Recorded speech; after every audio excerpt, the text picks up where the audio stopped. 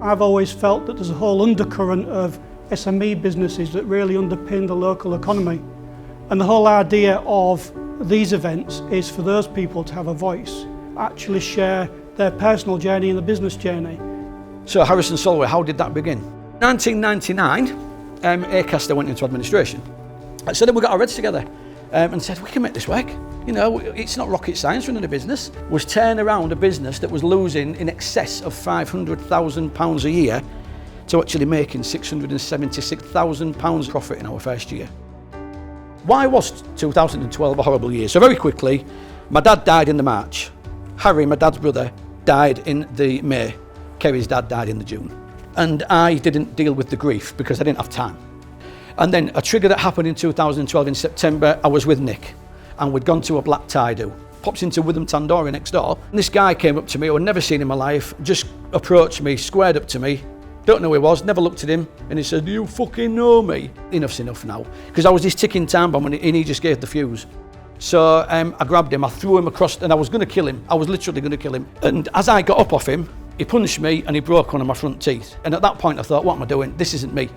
2017, everything's going great. My two best friends, Ruben and Dave, we go away on a lads' weekend. Friday to Monday, we was walking home from the town of Bologna to where the hotel was. The next thing I remember, waking up on a hospital trolley with lines coming out my arms in a neck brace.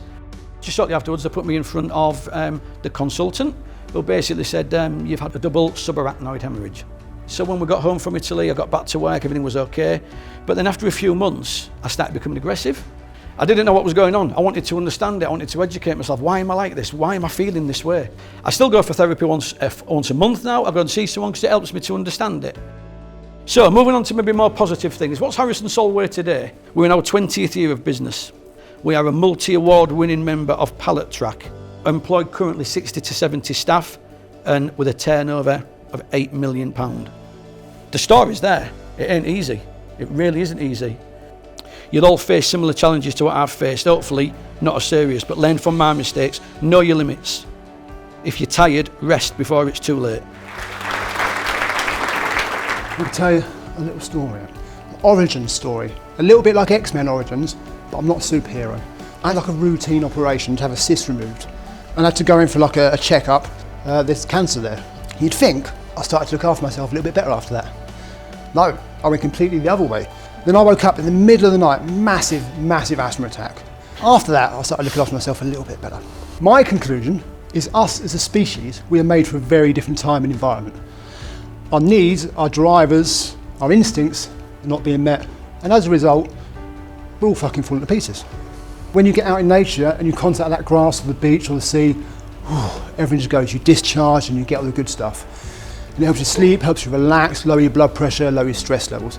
Now the problem we have in the modern world is we are surrounded by artificial light all the time, telling our brain it's the wrong time of day than it actually is.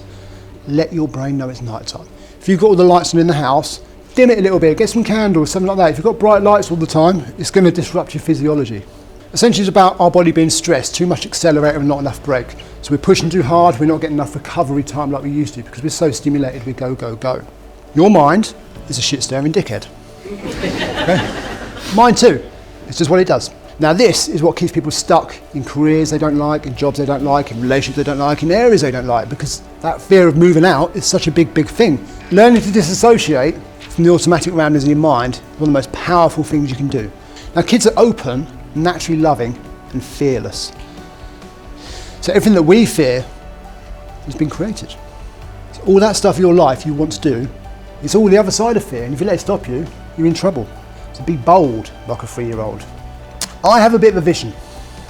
I want to live in a world where people take full ownership of their lives. And I'm really on a mission to help as many people as possible with that. That's my bag, that's what it's all about.